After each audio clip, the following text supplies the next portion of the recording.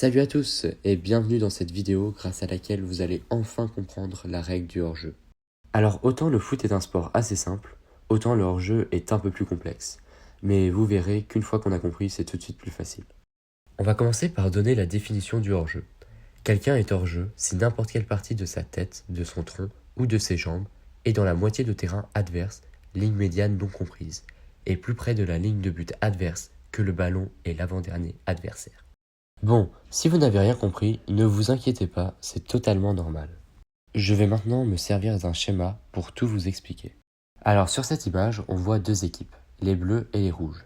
Alors bien sûr, le foot se joue à 11 contre 11, mais pour que ça soit plus clair, je n'ai mis que 5 joueurs dans chaque équipe.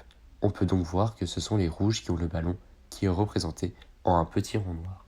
Alors dans cette situation, le joueur entouré en gris est hors jeu. Pourquoi il est hors jeu? Parce qu'il se trouve derrière l'avant-dernier défenseur. En effet, dans cette situation, comme dans 99% des cas, le dernier défenseur est le gardien. Donc l'avant-dernier défenseur est le deuxième joueur le plus proche de sa ligne de but, et c'est ici le joueur entouré en gris. On peut donc tracer une ligne de hors-jeu. Maintenant, c'est clair que le joueur rouge est hors-jeu. Souvent, le hors-jeu se joue à très peu de choses. Par exemple, ici, le joueur rouge est toujours hors-jeu. Lorsque les deux joueurs sont si proches, ce sont toutes les parties du corps qui sont prises en compte, sauf les bras. Il y a un autre détail très important. Le hors-jeu se juge au moment où la passe est faite et non pas au moment où le ballon est reçu. Par exemple, ici, le joueur rouge n'est pas hors-jeu.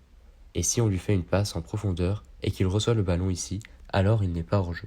Dans le cas contraire, si le joueur est hors-jeu au départ et qu'il reçoit le ballon ici, alors il est bel et bien hors-jeu. Le hors-jeu a encore quelques particularités. La première est que si la passe est faite à un joueur qui est derrière le ballon ou au même niveau que le ballon au moment de la passe, il n'y a pas hors-jeu. Donc ici, si le joueur avec le ballon fait la passe au joueur entouré, il n'y aura pas hors-jeu. Par contre, dans cette situation, il y aurait bien hors-jeu. Deuxième particularité, le hors-jeu ne se met en place qu'à partir de la ligne médiane, autrement dit, le milieu de terrain. Donc par exemple, ici, le joueur rouge n'est pas hors-jeu car il est derrière la ligne médiane. Autre particularité, si un défenseur a le contrôle du ballon et qu'il rate par exemple une passe en retrait à son gardien et que l'attaquant intercepte le ballon, eh bien, il n'y aura pas hors-jeu même si l'attaquant se trouvait derrière l'avant-dernier défenseur. Cependant, si le défenseur ne fait que contrer le ballon, il y aura bien hors-jeu. Dernière particularité, sur une touche, un corner ou un 6 mètres, il n'y a jamais de hors-jeu. C'est aussi important de préciser qu'un joueur a le droit d'être hors-jeu tant qu'il ne touche pas le ballon ou qu'il ne gêne pas des adversaires.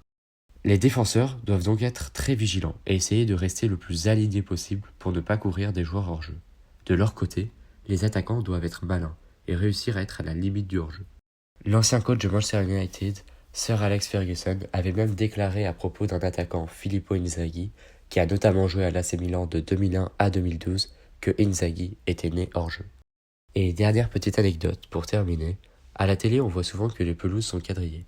Et si c'est le cas, c'est pour aider les arbitres de touche à repérer les joueurs hors jeu. Voilà, c'est la fin de cette vidéo. J'espère que ça n'était pas trop compliqué et que vous avez tout compris. N'hésitez pas à me laisser vos retours dans les commentaires. N'oubliez pas de vous abonner et à très vite pour une nouvelle vidéo.